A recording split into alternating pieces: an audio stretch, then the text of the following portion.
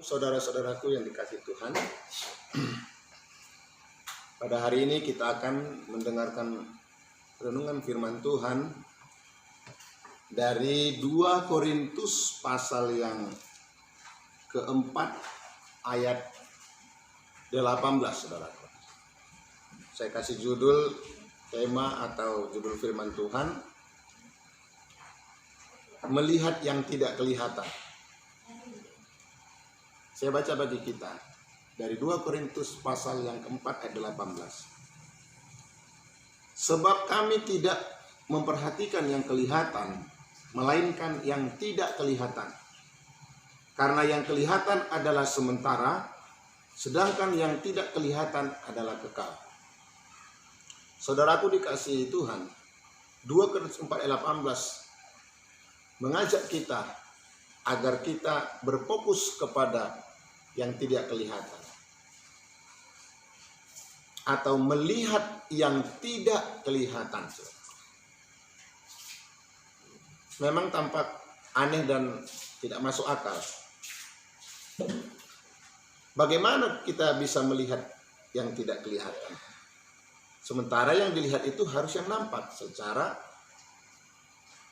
mata lahiriah kita. Sementara firman katakan, kita harus bisa mampu untuk melihat yang tidak kelihatan.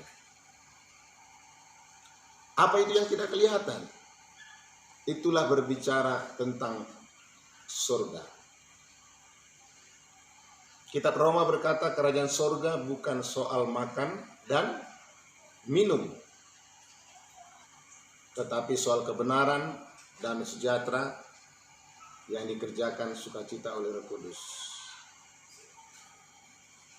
Terutama masa sukar ini, saudaraku, masa sekarang yang kita alami dengan adanya virus corona COVID-19 ini, inilah saatnya kita juga harus mengarahkan pandangan kita kepada hal-hal rohani, kepada surga, kepada Tuhan. Tidak tertuju kepada hal-hal yang sementara. Sebab dikatakan firman tadi, hal-hal sementara itu sifatnya tidak kekal.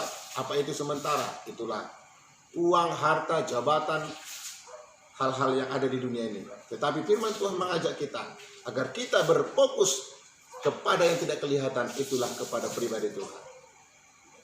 Kita tidak bisa lihat secara mata lahiriah kita, tapi kita percaya. Kita percaya Tuhan ada dimanapun kita berada. Terkhusus di masa yang sulit ini, bagi nikah, keluarga, bahkan bagi gereja yang mengalami ujian akibat virus ini. Dimanapun kita berada, mari kita arahkan tujuan iman kita, mata kita terpandang kepada Tuhan. Di dalam Ibrani pasal 3 ayat 1 berkata, pandanglah kepada Dia, imam besar. Siapa imam besar kita? Itulah pribadi Tuhan Yesus Kristus, Yeshua HaMasih. Pandang kepada Dia. Jadi kita jangan terfokus hanya kepada virus corona ini yang bagaikan mengejar, menghantui setiap orang, sehingga banyak orang ketakutan, khawatir, gelisah, bagaimana ini, dan segala macam. Di dalam ayat yang ke-16 berkata, saya baca bagi kita, dengarkan. Sebab itu kami tidak tawar hati, tetapi meskipunlah manusia lahiriah kami semakin merosot, namun manusia batinnya kami dibaharui dari hari ke hari. Sekalipun firman Tuhan katakan, manusia lahiriah kita, keuangan kita merosot, bahkan sudah habis. Terutama di masa yang sukar ini, untuk mencari pekerjaan sangat sulit. Baik dari kalangan pengusaha-pengusaha besar sampai kalangan bawah mengalami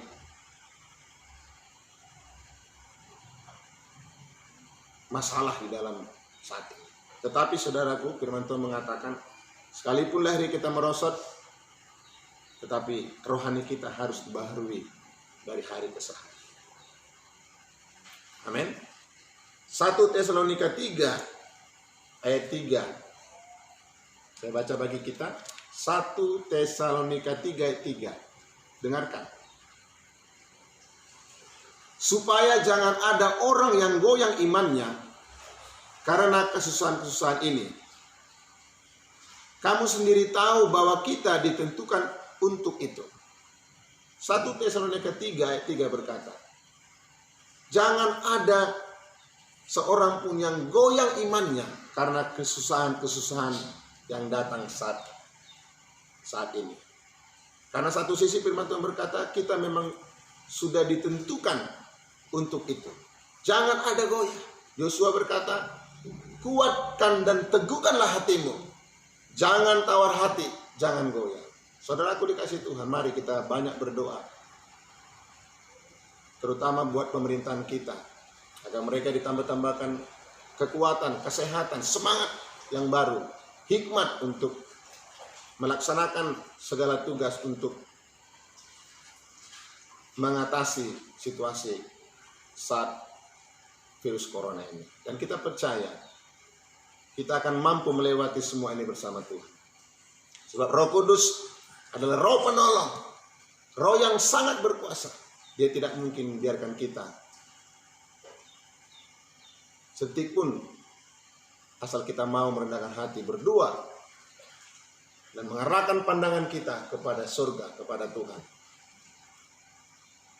Hal-hal yang tidak kelihatan, itulah ibadah, doa, penyembahan, firman Tuhan, kuasa Roh Kudus kepada pribadi Tuhan di dalam roh dan kebenaran. Saudara kekasih Tuhan, virus corona ini sudah kita lewati, saya rasa hampir 2 bulan.